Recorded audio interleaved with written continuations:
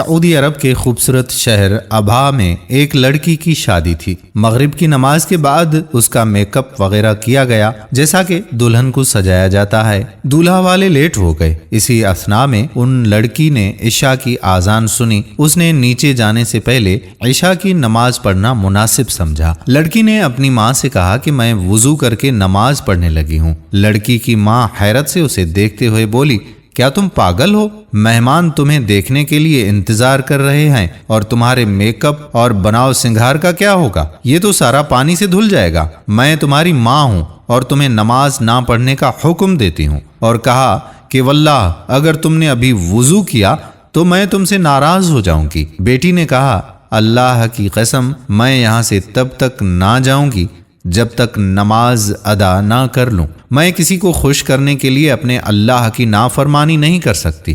اس کی ماں نے کہا کہ مہمان تمہیں میک اپ کے بغیر دیکھ کر کیا کہیں گے؟ وہ تمہارا مذاق اڑائیں گے اور تم کسی کو بھی اچھی نہیں لگو گی۔ لڑکی ماں کی بات سن کر مسکراتے ہوئے بولی، آپ اس لیے پریشان ہو رہی ہو کہ میں لوگوں کی نظر میں خوبصورت نہیں لگوں گی، لیکن میں تو اپنے پیدا کرنے والے کی نظر میں خوبصورت بننا چاہتی ہوں۔ لڑکی نے وضو کیا جس کی وجہ سے اس کا سارا میک اپ اتر گیا، لیکن اسے میک اپ خراب ہونے کا کوئی افسوس نہیں تھا اور نہ ہی لوگوں کے اچھا برا کہنے کا کوئی خیال، کیونکہ اسے لوگوں سے زیادہ اپنے اللہ سبحانہ و تعالی کے سامنے سرخرو ہونا تھا۔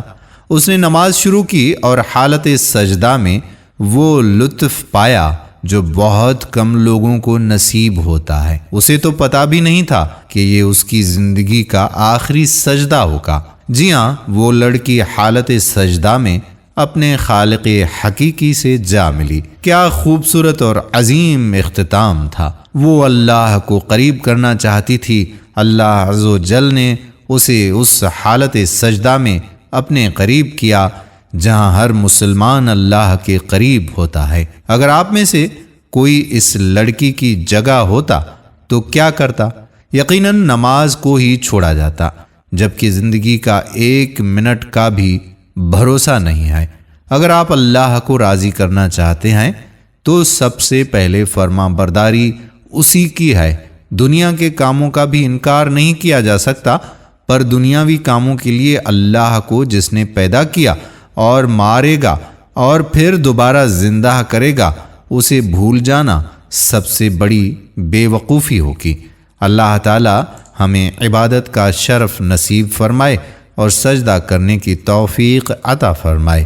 آمین ثم آمین یا رب العالمین۔ دوستو، ہم امید کرتے ہیں کہ ہماری آج کی ویڈیو بھی آپ کو پسند ضرور آئی ہوگی۔